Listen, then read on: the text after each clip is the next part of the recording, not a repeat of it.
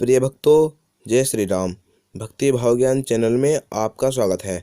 आज की इस वीडियो में मैं आपको बताऊंगा कि अगर आप भी भगवान की पूजा पाठ करते हो या फिर करना चाहते हो तो प्रिय भक्तों, मैं वीडियो केवल आप सभी के लिए बनाता हूं। आज की इस वीडियो में मैं आपको बताऊंगा कि प्रिय भक्तों, अगर आप भगवान की पूजा पाठ कर रहे हो सुबह शाम की, और प्रिय भक्तों किसी कारणवश आपको बुखार आ जाता है या फिर आपको कुछ ऐसी अवस्था आ जाती है जिसमें आप सुबह की पूजा नहीं कर पाए, और प्रिय भक्तों आप बहुत परेशान होगा इस बात को सोचकर कि हमारी सुबह की पूजा नहीं हो पाई। तो प्रिय भक्तों उस वक्त क्या करें जब आपका मन चिंतित हो, बहुत ही सारे आपके मन में सवाल उठ रहे हों कि हम पूजा पाठ नहीं कर पाए सुबह की, अब क्या करना है, अब क्या हमको पूजा पाठ नहीं करनी है। तो प्रिय भक्तों आपको एक ऐसा उपाय बता दूंगा जिससे आपकी पूजा पाठ पूरी लगेगी सुबह की भी। और प्रिय भक्तों आपको बस क्या करना होगा मैं बताता हूँ। प्रिय भक्तों मान के चलिए, पहली बात, अगर आप कहीं को ज़रूरी काम से जा रहे हो और आपके घर पे मौजूद कोई सदस्य है तो आप उससे बोलकर भी जा सकते हो कि हमारी पूजा में दीपक जला देना नहा धोकर। तो प्रिय भक्तों दीपक आपका जल गया मगर भक्ति भाव नहीं हो पाई।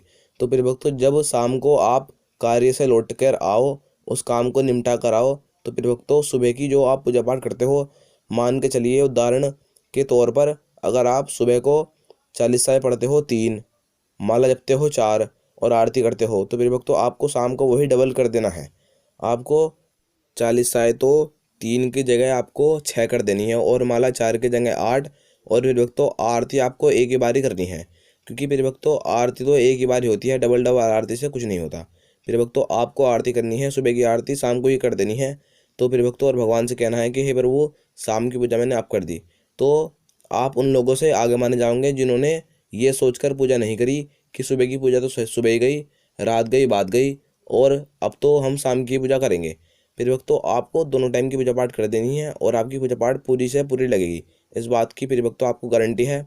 और फिर वक्त तो आपको पूजा पाठ में कोई संदेह है किसी बात का, आपको पूजा पाठ करने को मन नहीं कर रहा कि अब नहीं कर रहा हूँ, मगर फिर वक्त तो आपको तब भी पूजा पाठ उस वक्त ही करनी है, और ये पूरी गारंटी है कि आपकी पूजा पाठ लगेगी।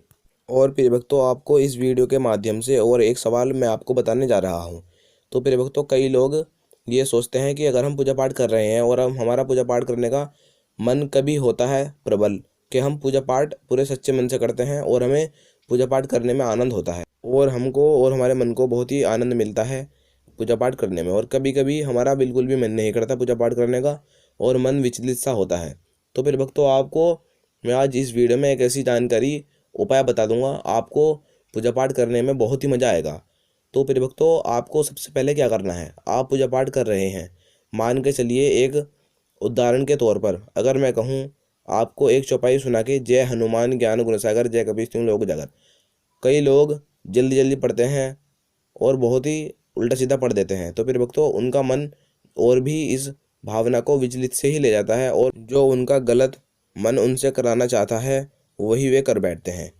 तो फिर भक्तों आपको क्या करना है, आपको बिल्कुल ही एक एक शब्द बिल्कुल अच्छी तरीके से शुद्ध जवान से और शुद्ध वाणी से कहना है, जय हनुमान ज्ञान गुण सागर जय कपीस तिहुँ लोक उजागर। आपको बिल्कुल साफ और सुथरे शब्द बोलने हैं। फिर भक्तों आपको मैं गारंटी देता हूँ कि आपको पूजा पाठ करने में मज़ा भी आएगा और फिर भक्तों आपके मन को लगेगा कि हमारी पूजा पाठ बहुत अच्छी गई और अच्छी ही गई। तो प्रिय भक्तों आपका मन भी कुछ विचलित नहीं होया और प्रिय भक्तों आपको कि आपकी पूजा में किसी भी तरह का विलम्ब नहीं आया और आपके मन को आनंद आया और आपकी पूजा मंगलमय हो गई।